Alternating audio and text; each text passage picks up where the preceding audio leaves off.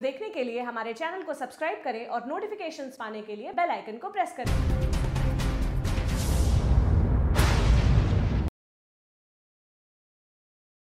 Good morning students, welcome to MBD online classes. Subject होगा आपका science और topic होगा matter and its state. Okay, पदार्थ और उसकी अवस्थाएं। Okay students, matter. तो मैटर होता क्या है? Matter is the substance which have mass and occupies space and matter is made up of tiny particles. जो पदार्थ होते हैं वह छोटे छोटे पार्टिकल्स से मिलकर बने होते हैं कि और क्या करते हैं, यह द्रव्यमान होता है इनमें और ये स्पेस ऑक्यूपाइज करते हैं यानी कि स्थान घेरते हैं। एग्जाम्पल, नोटबुक, पेन, सन, प्लेनेट, स्टार, एयर एक्सेट्रा। जैसे नोटबुक है, इसे हम कहीं रखेंगे तो ये स्थान घेरेगी। एयर, अब हम कैसे कह सकते हैं कि एयर भी स्थान घेरती है? आपने बलून देखा होगा तो उसमें यानी कि बलून में जब गैस भरी जाती है तो वो क्या करती है, स्थान घेरती है ना, तभी तो उसकी जो शेप होती है वो चेंज हो जाती है। ऐसे सिलेंडर में भी देखा होगा, सिलेंडर में यानी कि जब गैस होती है, एयर होती है तो क्या होता है, वेट बढ़ जाता है उसका। नेक्स्ट देखते हैं हम कैरेक्टरिस्टिक्स ऑफ पार्टिकल्स। तो पार्टिकल्स की क्या क्या विशेषताएं हैं? Number first, they are continuously moving, यह लगातार गति करते हैं।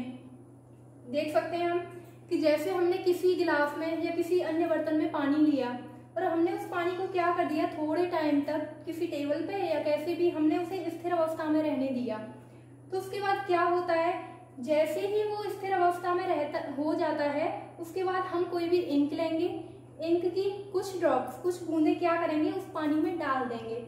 तो थोड़ी देर बाद क्या देखते हैं हम कि वह जो इंक हमने डाली है वह पूरे पानी में फैल चुकी है। क्यों? क्योंकि जो पार्टिकल्स होते हैं वो लगातार मूविंग कर रहे हैं। वाटर में काइनेटिक एनर्जी की वजह से वो इंक पूरे पानी में फैल जाएगी।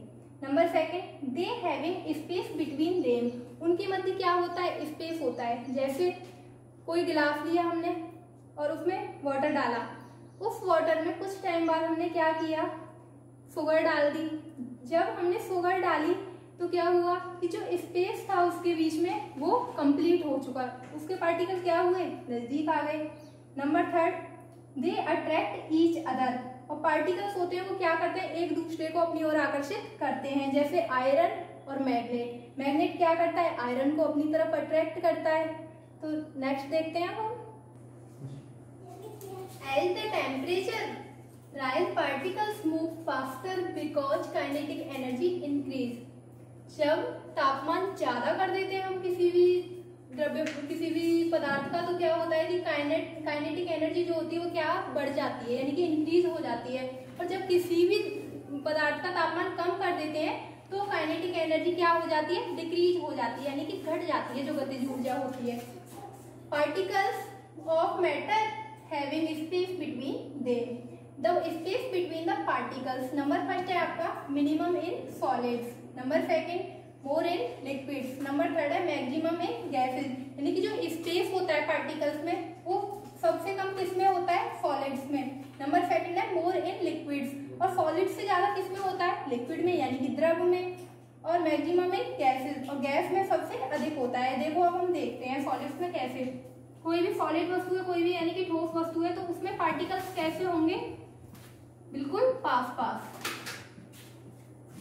इस तरीके से मिलेंगे आपको।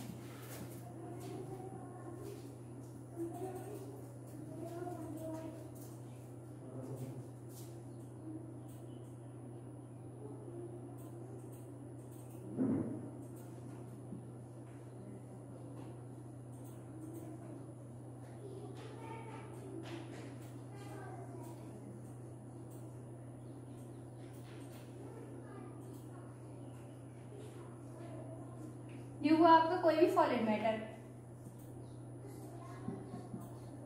और लिक्विड में कैसे मिलेंगे आपको, लिक्विड में इससे थोड़े दूर दूर होंगे।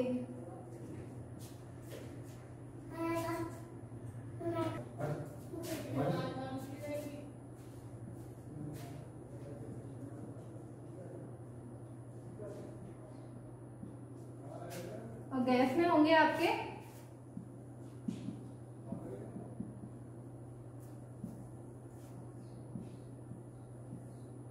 इस तरीके से दूर दूर। आप सॉलिड में देख रहे हैं कि जो जितने भी पार्टिकल्स आपको नजर आ रहे हैं वो नियरेस्ट हैं, एक दूसरे के बिल्कुल करीब हैं, और लिक्विड में देख रहे हैं कि इससे थोड़े दूर दूर हैं, और वो गैसेस में आप देख रहे हैं कि गैसेस में पार्टिकल्स जो है वो काफी दूर दूर हैं। आई थिंक आपको यहाँ तक समझ आया होगा।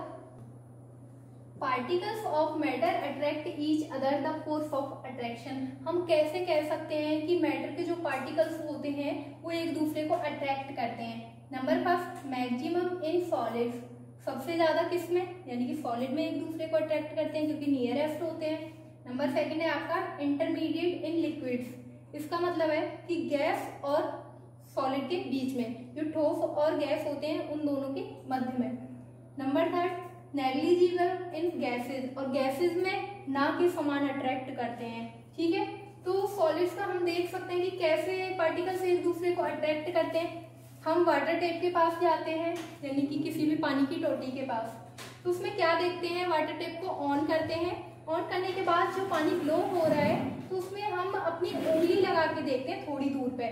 जब वो उंगली जहाँ लगी हुई है, जहाँ से वाटर पाइप से, जैसे ये कोई भी सपोज करो वाटर टैप है, इसमें क्या हो रहा है, यहाँ से पानी आ रहा है, आपने यहाँ अपनी उंगली लगाई, तो जो यहाँ से पानी आ रहा था वो इस उंगली की वजह से दूर दूर, यानी कि दो पार्ट में डिवाइड हो गया। जब आपने उंगली हटाई तो आप क्या देखते हैं,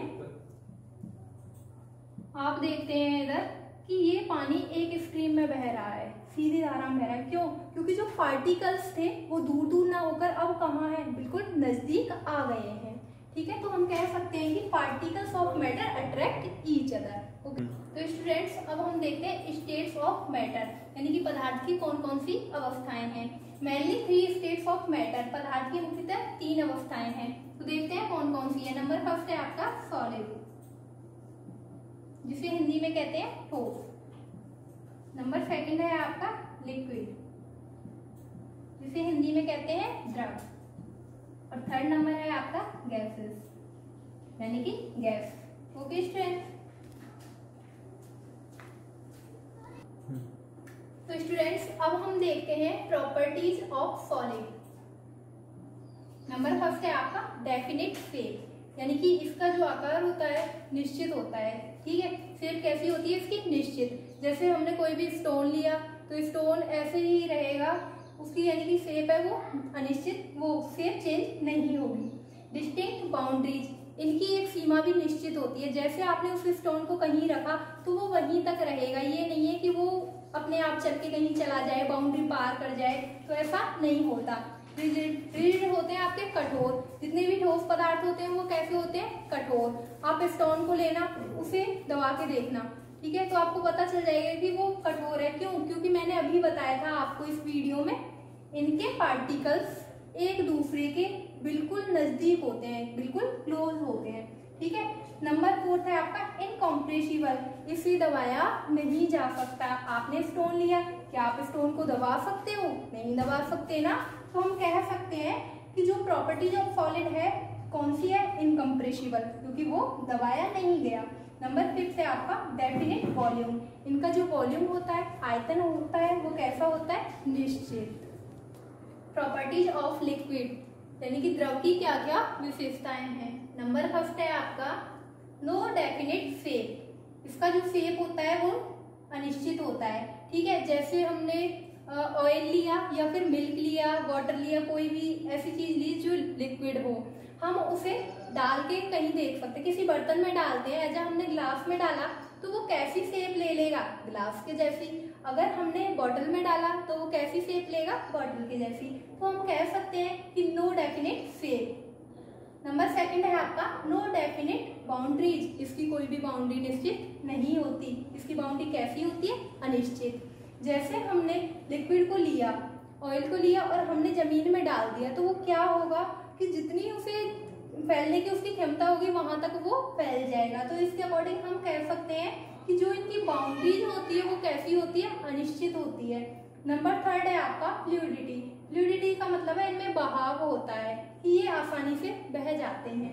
नंबर 4 है लो कॉम्प्रेसिबल, ये सॉलिड की अपेक्षा थोड़े दबाए जा सकते हैं। नंबर 5 है आपका डेफिनिट वॉल्यूम, इनका जो आयतन होता है वो निश्चित होता है। ओके, तो अब हम देखते हैं प्रॉपर्टीज ऑफ गैसेस। इससे पहले हमने क्या देखा, properties of solids, properties of liquids. Last है आपका प्रॉपर्टीज ऑफ गैसेस। तो गैस की क्या क्या प्रॉपर्टी होती है उनके बारे में अब हम जानेंगे।